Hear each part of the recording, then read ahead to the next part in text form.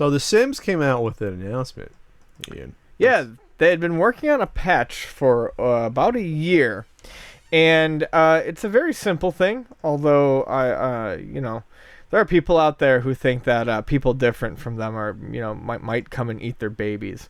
But this patch that they have just released eliminates all gender boundaries from Sims 4. So what that means is, regardless of the gender you assign a character, all available costuming options, body builds, voices, basically every part of your customization can be used to create a character exactly as you want it. So before you had clothes assigned to male or female? Yeah, well, or at least there was at least 700 items that said that you could not assign to certain characters depending on how you built them. Now you can, and this is hugely important. Unlike, and I still think this was a ridiculous thing, but remember when we talked about Rust and people were pissed off about how you could be assigned a woman in a game that has always randomly assigned you shit? Well, in this isn't going to affect anyone who doesn't want to deal with it because they just don't have to make their character that way. Mm-hmm. But I think this is great for people who want to exist outside of what is known as, I believe, the gender binary, and you can correct me if I'm wrong, because now you literally can make a character that represents you. You can make characters that represent your friends. The Sims has always been about immersion. Every person I know who ever played The Sims recreated their workplace or their apartment situation.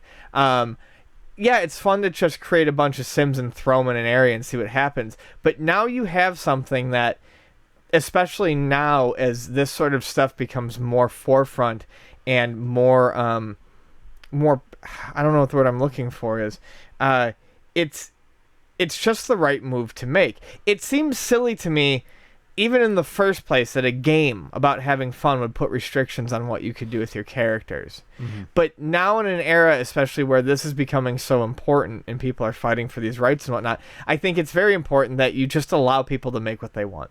People need to stop putting all these restrictions, I think, on character creation and let people create the character they truly are or want to be or want to role play, whether it's The Sims or something else. Well, that's what I'm more going to focus on, is that a game that's supposed to be fully customizable should be fully customizable. Yes, exactly. That to me, it may not be. I may not want to create a character that looks or acts how I'd want to in real life, but I should have the option to create whatever I want anyway. Yes. I should have the option to create any wacky character with any different combination of clothes or hairstyle, and it shouldn't be encumbered by a weird sort of rule set that's in there. Right. Even the fucking Jesus, I don't think even the Fire Pro Wrestling games have that boundary. I forget if they had even that many boundaries for clothes. No, you could put a female head on a male body in Fire Pro. You could, all the clothes were interchangeable,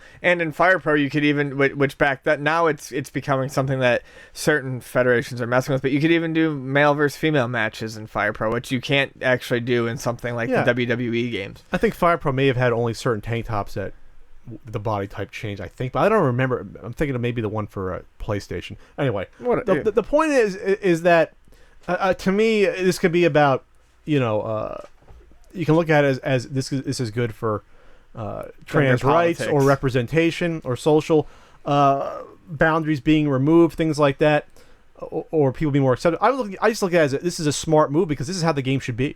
This is how the game should be. If you want to have a game where you want to simulate whatever you want on your terms, you should be able to. And you should have the freedom to do what you want. Yeah.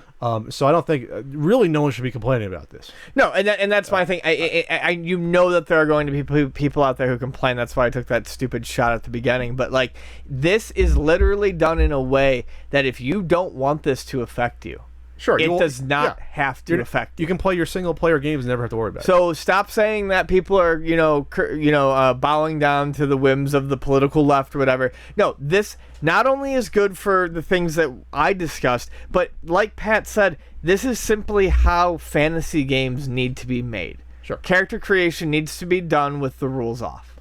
Sure. So I have not played Sims since the original. like, was that 13 years ago? Whatever it was. Oh God, I don't remember. I just remember my friend talking about how her creepy boss recreated the entire coffee shop they worked in and was constantly trying to marry her. Oh, that's great. Yeah. All I remember was I played it for about a week, and then something just hit me where I just said to myself, what the fuck am I doing? And I stopped playing it and never played it again. I've never touched it. It seems like it would be interesting, but I don't think I'd stick with it either. Once I had to worry about taking out the garbage in my simulated house, I'm like, this is too much for me.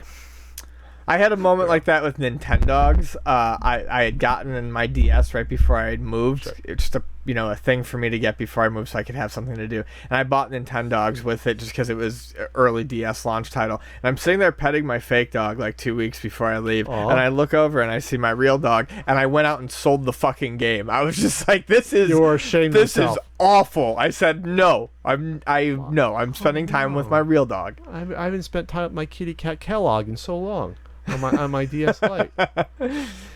Wonder how Kellogg's doing. Oh well.